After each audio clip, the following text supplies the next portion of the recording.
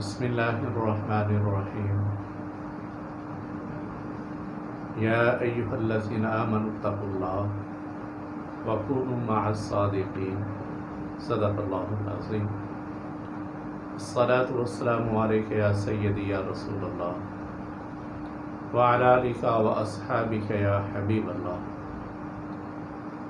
محترم سامعین کرام، سلسلہ وار گفتگو نیک بندوں کی رفاقت کے بارے میں ہے۔ جو صالحین بندہ ہے، نیک ہے، متقی ہے، پرہیزگار ہے، وہ بندہ اللہ عز و جل کو بہت زیادہ پیارا ہے، بہت زیادہ محبوب ہے۔ اس لیے اللہ پاک نے قرآن کریم کے اندر ارشاد فرمایا، یا ایہا الذین آمنوا اتقوا اللہ، اے ایمان والو اللہ سے ڈرو، اتقوا اللہ اللہ سے ڈرو، وکونوا مع الصادقین اور صادقین کے ساتھ ہو جاؤ۔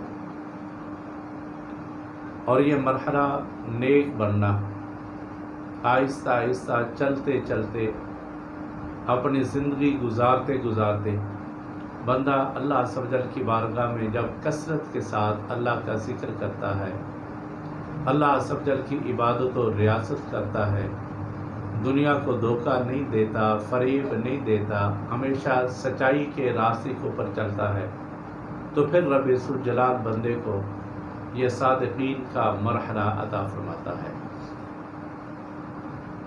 اور اللہ عز و جل نے یہ جو فرمایا سچوں کے ساتھ ہو جاؤ، اس کے بے شمار مقاصد ہے، بہت زیادہ مقاصد ہے۔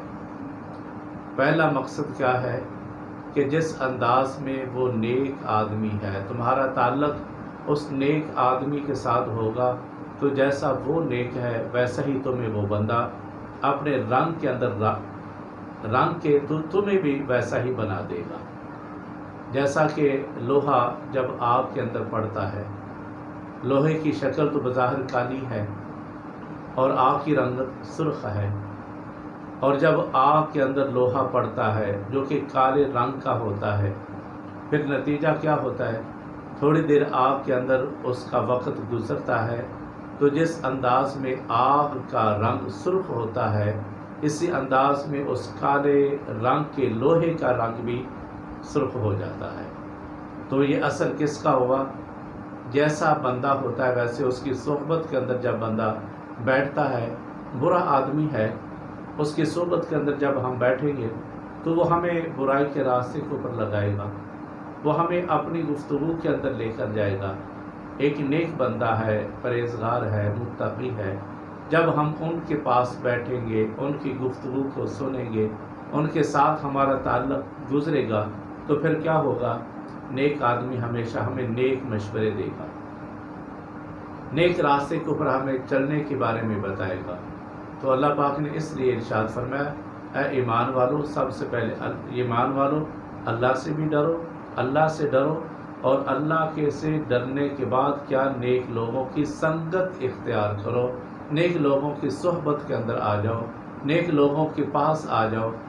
تو اسی انداز میں ایک اللہ کا برگزیدہ بندہ جن کا نامی اسم گرامی حضرت مولانا جلال الدین رومی رحمۃ اللہ علیہ ہے، یہ اپنے وقت کے بڑے محدث گزرے ہیں، اپنے وقت کے بہت زیادہ پرہیزگار صالحین کے اندر ان کا نام ہے، سابقہ اماموں کے اندر ان کا نام ہے۔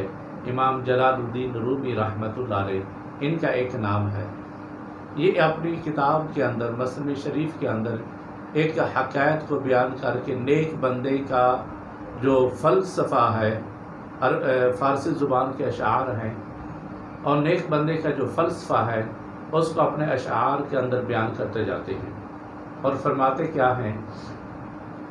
فرماتے یہ ہیں کہ نیک بندے کی مثال اس بارش جیسی ہے جس بارش کو بادل سمندر کے اندر جو بخارات ہوتے ہیں ان کو اٹھا کر تیز ہوا بادل کی شکل باندھ کے جب چلتی ہے تو یہ بارش اچھی جگہ پر بھی اوپر برستی ہے، درختوں کے اوپر بھی برستی ہے، زمین کے اوپر بھی برستی ہے، چھتوں کے اوپر بھی برستی ہے، इसी अंदाज में सड़कों के ऊपर भी ये बारिश बरसती है। तो फिर क्या होता है, जब ये बारिश बरसती है, दरख्तों के ऊपर बरसती है, तो दरख्तों के पत्तों को साफ़ कर देती है। इसी अंदाज में छतों के ऊपर पड़ती है तो छतों को साफ़ कर देती है। गली कूचों के अंदर पड़ती है तो गली कूचों को साफ़ करती हुई ये पानी एक सैलाब की शक्ल के अंदर आगे चलता है।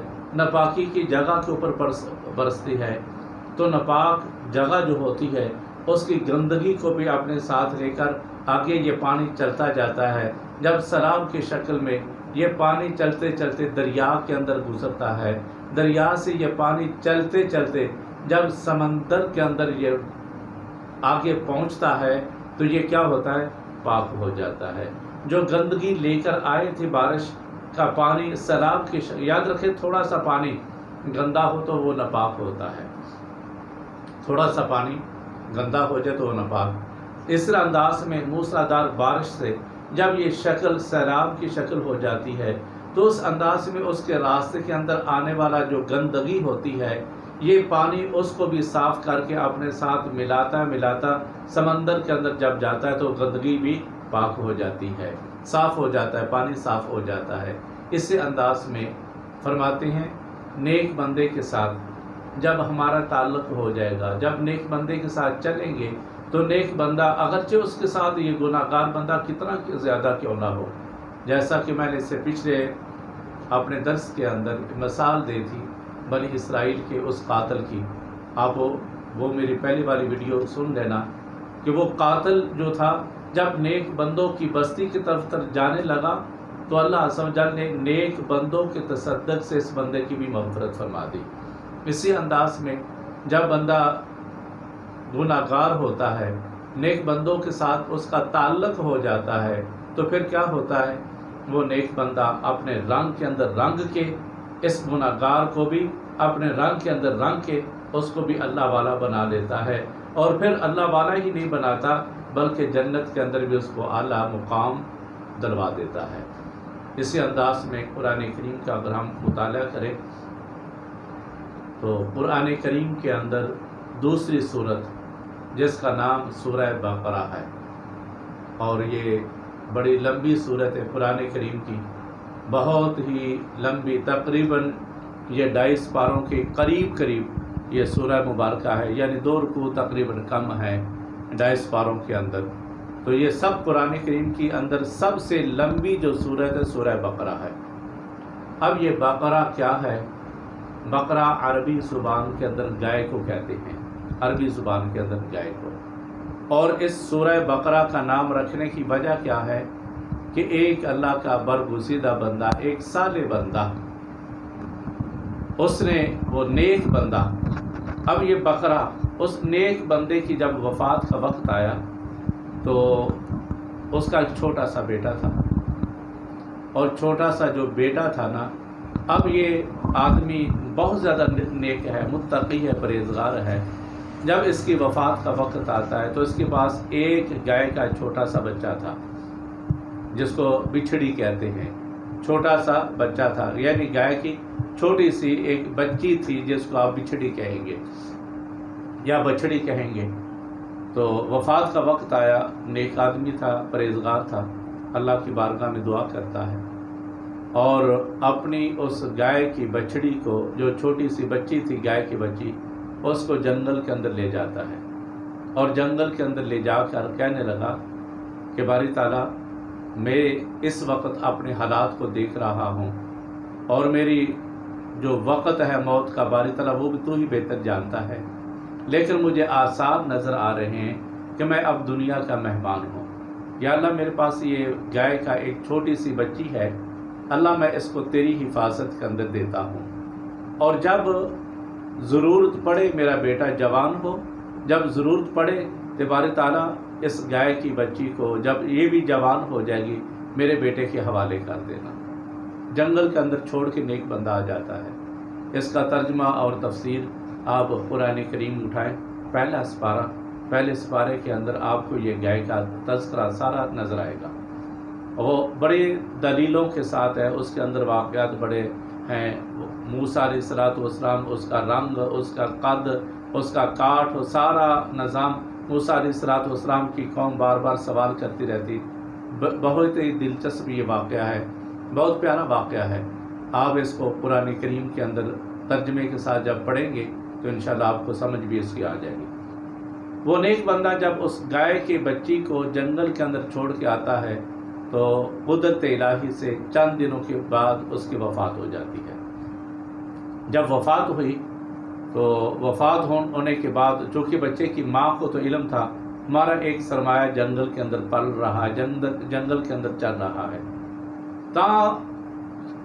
چلتے چلتے یہ وقت آ جاتا ہے، بچہ جوان ہو جاتا ہے اور روپے پیسے کی ضرورت ہے، کمانے والا ہے کو نہیں، غربت تھی، اور بچے کی ماں نے کہا کہ ہمارے پاس ایک ایسی گائے ہے۔ بچے کو سمجھایا لانے کے لیے، گھر کے اندر بھی لانے کے لیے، اور گائے گھر کے اندر لے آتا ہے۔ اتفاق ایک ایسا ہوتا ہے کہ انہی دنوں کے اندر بنی اسرائیل کا ایک آدمی اپنے بھائی کو قتل کر دیتا ہے۔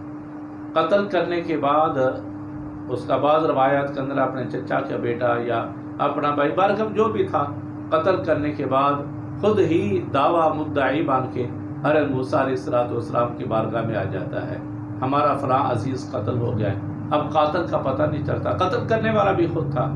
واقعہ بڑا ہی لمبا ہے، میں اختصار کے ساتھ جو اہم پہلو نا اس کے اوپر روشنی ڈالنا چاہتا ہوں۔ آ کے وقت یہاں تک آ جاتا ہے، وقت چلتے چلتے پھر وقت اس گائے کو جو بچہ ہے بچی تھی وہ جوان ہو جاتی ہے، اور پھر جب ضرورت پڑی تو رب ذوالجلال نے اہتمام کیسا کر دیا موسیٰ علیہ السلام کی بارگاہ میں، اتنا اللہ تعالیٰ نے اسباب پیدا کیے۔ اس گائے کی قیمت پتہ کتنی پڑتی ہے؟ اس کو ذبح کرنے کے بعد اس کی جو کھال ہے وہ سونے اور چاندی کے ساتھ بھر کے ایک طرف رکھی جاتی ہے اور ایک طرف اس کا گوشت رکھا جاتا ہے۔ اس کی اتنی قیمت پڑی جو کہ تھوڑے سے پیسوں کی تھی، اب رب ذوالجلال نے اس کی قیمت کیسے کر دی؟ ایک پورا جو ہے سونے چاندی، ایک طرف سونا چاندی رکھا جاتا ہے، ایک طرف گائے کو رکھا جاتا ہے۔ تو اللہ پاک نے اس انداز میں اس بچے کی گزر اوقات کے لیے اس گائے کو ایک سبب بنایا، اور جب سبب بنایا تو کیوں بنایا؟ رب ذوالجلال نے اس بچے کا باپ نیک تھا، پرہیزگار تھا، اور بچے کے نیک باپ کی وجہ سے اللہ عز و جل نے اس بچے کے اوپر بھی کرم فرمایا، اس کی جو بیوی تھی اس کے اوپر بھی کرم فرمایا۔ اس کی گائے کی قیمت روپے سے نہیں، سونے کے ساتھ، سونے چاندی کے ساتھ اس انداز میں بھر کے اس بچے کے حوالے کی جاتی ہے۔ تو پھر جب اس گائے کو ذبح کیا گیا، اس کا ایک ٹکڑا اس مردے کے اوپر رکھا تو فوراً مردہ زندہ ہو کر بتا دیتا ہے کہ مجھے قتل کرنے والا یہ آدمی ہے، جو خود دعویٰ قتل کر کے موسیٰ علیہ السلام کی بارگاہ میں دعویٰ بھی لے کر آیا تھا۔ تو اسی انداز میں جب نیک بندہ ہوتا ہے، اللہ تبارک و تعالیٰ اس نیک بندے کے گھر کے اوپر، اس کی اولاد کے اوپر، اولاد نہیں اولاد در اولاد کے اوپر اللہ پاک رحم فرماتا ہے، اپنی رحمتوں کا نزول فرماتا ہے۔ اسی انداز میں مزید آگے چلیں 16واں سپارہ، اور 16ویں سپارے کا پہلا صفحہ اسی انداز میں، اور 15ویں سپارے کا آخری صفحہ جب ہم اس کے اوپر مطالعہ کرتے ہیں تو اللہ تبارک تعالیٰ کا پیارا پیغمبر موسیٰ کلیم اللہ اور حضرت خضر علیہ السلام کا واقعہ ملتا ہے۔ ایک دن بیٹھے بیٹھے اللہ کی بارگاہ میں سوال کر دیا کہ باری تعالیٰ مجھے اپنے نیک بندے کے ساتھ، صالحین بندے کے ساتھ میری ملاقات تو کرا۔ تو اللہ پاک نے ارشاد فرمایا موسیٰ اگر تو نے میرا بندہ دیکھنا ہے تو مجمع البحرین، قرآن کریم ہے، مجمع البحرین، جہاں دو دریا مل رہے ہیں، جب تم وہاں پہنچے گا تو میرا بندہ تمہیں مل جائے گا۔ اور قرآن کریم ہے، موسیٰ علیہ السلام اپنے ساتھ اپنے غلام کو لے کے چلتے ہیں اور اپنا کھانا بھی ساتھ لے لیا، چلتے چلتے جب پہنچتے ہیں تو مجمع البحرین، جہاں دو دریا مل رہے ہوتے ہیں، موسیٰ علیہ السلام وہاں پہنچے۔ فَوَجَدَا عَبْدًا مِّنْ عِبَادِنَا، تو موسیٰ علیہ السلام نے ہمارے بندے کو پا لیا۔ آتَيْنَاهُ رَحْمَةً مِّنْ عِنْدِنَا وَعَلَّمْنَاهُ مِن لَّدُنَّا عِلْمًا، جس کو میں نے اپنی رحمت بھی عطا کی اور اس کو علم لدنی بھی عطا فرمایا۔ یہ واقعہ بھی بڑا لمبا ہے، 2 صفحوں کے اوپر یہ 3 طرح کے سوالات اس کے اندر آتے ہیں۔ واقعہ بڑا لمبا ہے، میں ایک سوال کو لے کر آگے چلتا ہوں۔ موسیٰ علیہ السلام اور خضر علیہ السلام کی جب ملاقات ہوئی تو عصر کا وقت تھا، موسم ٹھنڈا ٹھنڈا تھا۔ حضرت خضر علیہ السلام سفید چادر اوڑھے لیٹے ہوئے ہیں، اور جب لیٹے ہوئے ہیں تو حضرت موسیٰ علیہ السلام بھی چلتے چلتے وہاں پہنچے۔ عصر کا وقت تھا تو سردی بھی تھی، عصر کا وقت تھا۔ موسیٰ علیہ السلام نے سلام کیا، خضر علیہ السلام نے جواب دیا۔ جواب دینے کے بعد حضرت موسیٰ علیہ السلام سے سوال کیا، بھی کون ہو، کہاں سے آئے ہو، کون ہو؟ تو کہا میں موسیٰ ہوں۔ تو حضرت خضر علیہ السلام فرماتے ہیں، جس کو اللہ تبارک و تعالیٰ نے ارشاد فرمایا وَعَلَّمْنَاهُ مِن لَدُنَّا عِلْمًا، ہم نے ان کو علم لدنی عطا فرمایا، غیب کا علم عطا فرمایا، علم لدنی عطا فرمایا۔ تو حضرت موسیٰ علیہ السلام نے جب کہا نا میں موسیٰ ہوں، تو حضرت خضر علیہ السلام جو لیٹے ہیں فوراً کہا موسیٰ بنی اسرائیل والے تو نہیں ہو؟ آپ نے فرمایا ہاں میں موسیٰ بنی اسرائیل والا ہوں۔ تو یہاں ملاقات ہوتی ہے اور پھر چلنے کا ارادہ کرتے ہیں، پھر کچھ حالات و احوال دیکھنے کا ارادہ ہوتا ہے۔ جب حال و احوال دیکھنے کا ارادہ ہوتا ہے تو حضرت خضر علیہ السلام فوراً یہ کہتے ہیں لن تستطیع معی صبرا، اے موسیٰ تو میرے اس معاملات کے اندر صبر نہیں کرے گا۔ جو اللہ پاک نے مجھے علم عطا فرمایا، جو اللہ تبارک تعالیٰ نے میرے ساتھ نظام چلایا، موسیٰ تم وہ معاملات دیکھ نہیں سکتے، تم صبر نہیں، دیکھنے کے بعد صبر نہیں کر سکتے۔ تو آگے سے حضرت موسیٰ علیہ السلام ارشاد فرماتے ہیں قال ستجدنی ان شاء اللہ صابرا، اے خضر انشاءاللہ تو مجھے صابر ہی پائے گا۔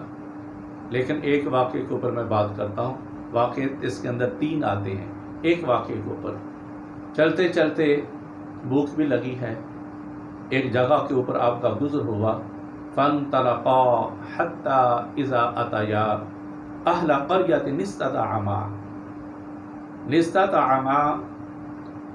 اہلها فابوا ان یضیفوہما فوجدا فیہا جدارا یرید ان ينقض فاقامہ قال لو شئت لاتخذت علیہ اجرا۔ جب بستی کے قریب گزرتے تو کیا دیکھا، پہلے تو بستی والوں سے کھانا مانگا تو کسی بستی والے نے آپ کو کھانا دینے سے بھی انکار کر دیا، کسی نے کھانا نہ دیا۔ تو حضرت خضر علیہ السلام جب بستی کا چکر لگا کے باہر نکلتے ہیں تو کیا دیکھا کہ بستی کے باہر ایک مکان ہے، اس کی دیوار گر رہی ہے، اور جب دیوار گر رہی ہے حضرت خضر علیہ السلام کی نگاہ پڑتی ہے، آپ اپنے ہاتھ سے اس دیوار کو سیدھا کر دیتے ہیں۔ جب سیدھا کیا تو حضرت موسیٰ علیہ السلام آگے سے فرماتے ہیں اے خضر تو نے دیوار کو تو سیدھا کر دیا، کم از کم سیدھا کرنے کی وجہ سے اور یہاں سے اجرت تو لے لیتے نا، یہاں آپ کو اجرت مل جاتی، ہم ان پیسوں سے کھانا کھا لیتے، تو نے اجرت بھی نہیں لی۔ تو حضرت موسیٰ علیہ السلام کے اس جواب کو سن کے خضر علیہ السلام نے پھر کہا کہ میں نے تو تمہیں پہلے کہا تھا تم صبر نہیں کرو گے میری بات کے اوپر۔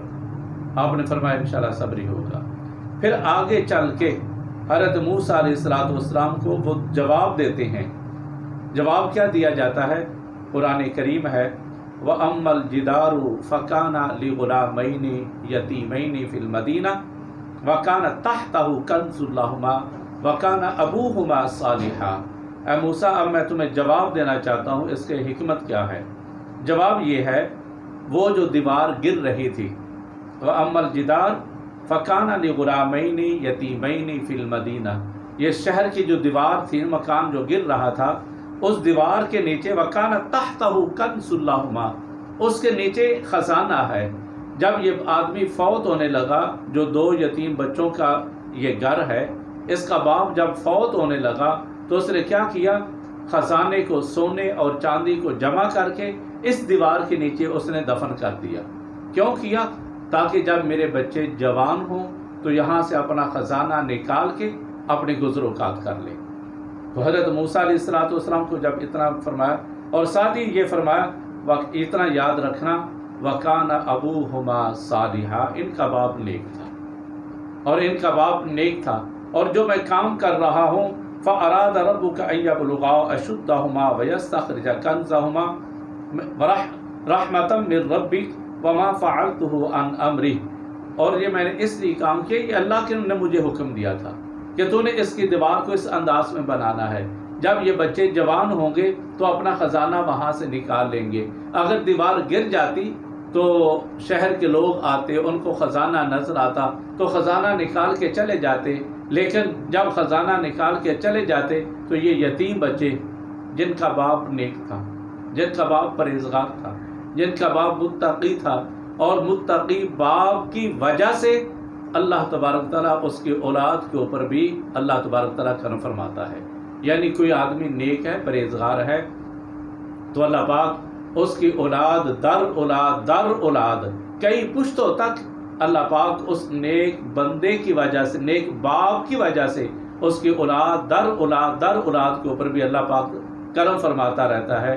اللہ اس کی اولاد کے عیبوں کو نہیں دیکھتا، جرموں کو نہیں دیکھتا، بلکہ اللہ کس کو دیکھتا ہے؟ جو اللہ کا محبوب بندہ تھا، جو ان کا باپ تھا نا، اللہ تبارک تعالیٰ ان کے تصدق سے اللہ پاک اس کی اولاد در اولاد کے اوپر اپنی رحمت نازل فرماتا ہے۔ اسی انداز میں مزید آگے چلے تو ایک جنگ کے اندر اللہ تبارک تعالیٰ نے جب سرکار کو فتح عطا فرمائی تو جنگ کے اندر کچھ جنگی لونڈیاں، جنگی عورتیں، جب غلام اور عورتیں لونڈیاں بن کے سرکار کی بارگاہ میں پیش ہوئیں تو ایک صحابی رسول نے عرض کی، یا رسول اللہ فداک ابی و امی، آپ پر ہمارے ماں باپ قربان جائیں، اس جنگ کے اندر حاتم بن طے کی اولاد میں سے ایک لونڈی ہمارے پاس آئی ہے۔ سرکار نے جب اتنا سنا کہ حاتم بن طے کی اولاد میں سے لونڈی آئی ہے تو آپ نے فوراً فرمایا جاؤ اس لونڈی کو تم آزاد کر دو۔ جب اتنا کہا تو لوگ حیران ہیں، پریشان ہیں کہ اللہ کے نبی نے بغیر کسی قیمت کی لونڈی کو آزاد کر دیا۔ اس لونڈی کو اگر رکھا جاتا تو یا تو کسی صحابی کے حصہ کے اندر آتی، تو یا پھر اس کی قیمت پڑتی تو اس کے قیمت سے صحابہ کرام کو فائدہ ہوتا، لیکن صحابی رسول اللہ کے نبی کے فرمان کے اوپر جا کر فوراً اس لونڈی کو کہتا ہے، اللہ کی بندی، ہمارے سہن لجپال نبی نے تمہیں آزاد کر دیا، جاؤ تم جا سکتی ہو۔ اس لونڈی نے آگے سے پتہ کیا جواب دیا؟ لونڈی نے آگے سے جواب دیا، اپنے نبی سے جا کر فرماؤ میں آزاد نہیں ہونا چاہتی۔ اب صحابی رسول ہے، سرکار آزاد کر رہے ہیں، لونڈی کہتی میں آزاد نہیں ہونا چاہتی۔ سرکار نے کی بارگاہ میں صحابی رسول پیغام لے کے آتا ہے۔ جب پیغام لے کے آیا تو اللہ کے پیارے محبوب نے فرمایا جاؤ اس سے پوچھو کہ تم آزاد کیوں نہیں ہونا چاہتی، کس وجہ سے آزاد نہیں ہونا چاہتی؟ تو صحابی رسول نے ساتھ جب اتنا سنا تو اللہ کے نبی کی بارگاہ میں دوبارہ پیغام لے کے وہاں پہنچتا ہے اور اس سے سوال کیا کہ اللہ کی بندی تو آزاد کیوں نہیں ہونا چاہتی؟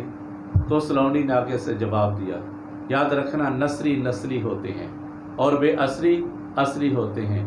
جو نسلی ہوتے ہیں نا، آپ ان کے اوپر جب کوئی نیکی کر دیں تو وہ آگے نسلوں تک یاد رکھتے ہیں، اور جو بے نسلی ہوتے ہیں ان کے اوپر جب آپ کوئی نیکی کریں تو وہ الٹی چالیں ہی چلتے ہیں، جن کے بارے میں میاں محمد بخش رحمۃ اللہ علیہ فرماتے ہیں، نیکی کریں جے اصلاں تے نسلاں تیک یاد رکھتے، نیکی کریں جے بے اصلاں تے الٹی ہی چال چل دے۔ یعنی اگر آپ کسی نیک یعنی کوئی نسلی آدمی ہو، خاندانی آدمی ہو، اس کے اوپر اگر آپ نیکی کریں گے نا تو اس کا صلہ آپ کو دنیا کے اندر بھی ملے گا، آخرت کے اندر بھی ملے گا۔ دنیا کے اندر وہ جب آپ کو ملے گا فوراً اس نیکی کا صلہ جھکا دے گا۔ تو اسی انداز میں حاتم بن طے کی اولاد میں سے اس بیٹی نے جب اتنا کہا، اپنے نبی سے کہو کہ میں آزاد نہیں ہونا چاہتی۔ پوچھا کیوں؟ کہا کہ میں نیک باپ کی بیٹی ہوں، ہمارا خاندان کے اندر میں سخی کی بیٹی ہوں، اور یہ بھی یاد رکھنا کہ وہ حاتم بن طے کی سکی بیٹی نہیں تھی، سکی بیٹی نہیں تھی حاتم بن طے کی، وہ کیا تھی؟ 7 پشتے اوپر جا کے پھر اس کا سلسلہ نسب حاتم بن طے سے ملتا ہے، یعنی اس کے بیٹے کے سے بیٹے کے بیٹے کے آگے سے، یعنی وہ پوتی سے پڑپوتی سے، اسی انداز میں آگے چلتی چلتی 7 نسلیں اس کی گزرنے کے بعد پھر حاتم بن طے سے اس کا شجرہ ملتا ہے۔ اور فرمایا میں سخی کی بیٹی ہوں، اپنے نبی سے فرماؤ اگر آزاد کرنا ہے تو میرے سارے ساتھیوں کو آزاد کرو، قید کے اندر رکھنا ہے تو میں بھی ان کے ساتھ قید کے اندر رہوں گی۔ میں اس بات کو پسند ہی نہیں کرتی کہ میں تو آزاد ہو جاؤں اور میری جو قیدی اور ساتھنا ہے، جو میری سہیلیاں ہیں، وہ قید کے اندر اپنی زندگی گزاریں۔ اپنے نبی سے کہو آزاد کرنا تو سب کو آزاد کر دو۔ اور جب یہ پیغام میرے اور آپ کے سونے لجپال نبی کی بارگاہ میں پہنچتا ہے اور ساتھ ہی صحابی رسول یہ کہتے ہیں یا رسول اللہ اس کے ہاتھ بندھے ہوئے ہیں اور سر سے ننگی ہے، جب اتنا کہا نا تو میرے اور آپ کے سونے لجپال نبی فوراً اٹھتے ہیں، تاخیر نہیں کی، فوراً اٹھے اور صحابہ فرماتے ہیں سرکار نے پاؤں کے اندر جو نالین مبارک بھی نہیں پہنی، فوراً اٹھے اور جا کر حاتم بن طے کی اولاد میں سے جو بچی تھی، جو بیٹی تھی، جو لڑکی تھی، آپ نے کیا کیا؟ فوراً اپنی کمبلی مبارک کو اپنے کندھے سے اتار کر اس کے سر کے اوپر رکھا، اور سر کے اوپر رکھنے کے بعد فرمایا اے بیٹی تو حاتم بن طے کی اولاد میں سے ہے، تیرا باپ بڑا سخی تھا۔ اللہ کے پیارے محبوب نے ارشاد فرمایا السخی حبیب اللہ، سخی اللہ کا دوست ہوتا ہے، والبخیل عدو اللہ، بخیل اللہ کا دشمن ہوتا ہے، السخی قریب من الجنہ، سخی جنت کے قریب ہوتا ہے، والبخیل بعید من الجنہ، اور بخیل آدمی جو ہوتا ہے وہ جنت سے دور ہوتا ہے۔ اور فرمایا السخی حبیب اللہ، تیرا باپ بڑا نیک تھا، تیرا باپ بڑا سخی تھا، جا تیرے باپ کے تصدق سے میں نے تجھے بھی آزاد کر دیا، اور تیری جو ہم جوریاں جو تیری سہیلیاں ہیں میں نے ان کو بھی آزاد کر دیا۔ تو یہ کیا ہے؟ نیک بندہ۔ جب نیک بندہ زندگی گزارتا ہے تو اللہ پاک اس کے اوپر بھی کرم فرماتا ہے، اس کے ساتھ تعاون کرنے والوں کے اوپر بھی رحم فرماتا ہے، اسی انداز میں اس کے گلی محلوں کے اندر بھی اللہ پاک رحم نازل فرماتا ہے۔ اس لیے اللہ پاک نے قرآن کریم کے اندر ارشاد فرمایا یا ایھا الذین آمنو، اے ایمان والو، اتقوا اللہ، اللہ سے ڈرو، وکونوا مع الصادقین، اور سچے لوگوں کے ساتھ ہو جاؤ، نیک لوگوں کے ساتھ ہو جاؤ۔ آج اللہ نے ہمیں زندگی عطا فرمائی اور زندگی کے اندر ہم فائدہ اٹھا کے نیک بندوں کے ساتھ اپنا تعلق رکھیں۔ نیک بندوں کے ساتھ ہمارا جتنا بھی تعلق ہوگا اور جتنا تعلق رکھیں گے نیک بندوں کے ساتھ، اللہ پاک اتنا ہی ہمارے اوپر بھی کرم فرمائے گا۔ جیسا کہ میں نے پہلے مثال دی، آگ جو ہے سرخ ہوتی ہے، لوہا گندے رنگ کا کالا ہوتا ہے، جب گندے رنگ کا کالا یعنی کالا مٹالا ہوتا ہے، جب وہ آگ کے اندر جاتا ہے اس کی ساری میل کچیل بھی ختم ہو جاتی ہے، آگ اس کو اپنا رنگ دے کے اپنے جیسا لوہے کو بنا دیتی ہے۔ اسی انداز میں نیک بندے کی محفل کے اندر جائیں گے، نیک بندے کی رفاقت کے اندر جائیں گے، نیک بندے کے پاس بیٹھیں گے تو اور تو کچھ نہیں، وہ ہمیں اپنا رنگ دے کے ہمیں بھی اللہ کی بارگاہ میں اعلیٰ مقام آخرت کے اندر بھی عطا کروائے گا، اور دنیا کے اندر بھی اپنے اچھے مشوروں سے، اچھے اپنے باتوں سے دنیا کے اندر بھی ہمیں بے شمار مشکلات سے بچاتا رہے گا۔ تو اللہ پاک ہم سب کو اللہ کے نیک بندوں کی رفاقت نصیب فرمائے، نیک بندوں کی سنگت نصیب فرمائے، نیک لوگوں کا رب ذوالجلال ہم سب کو قرب نصیب فرمائے۔ وآخر دعوانا ان الحمدللہ رب العالمین۔ السلام علیکم ورحمۃ اللہ وبرکاتہ۔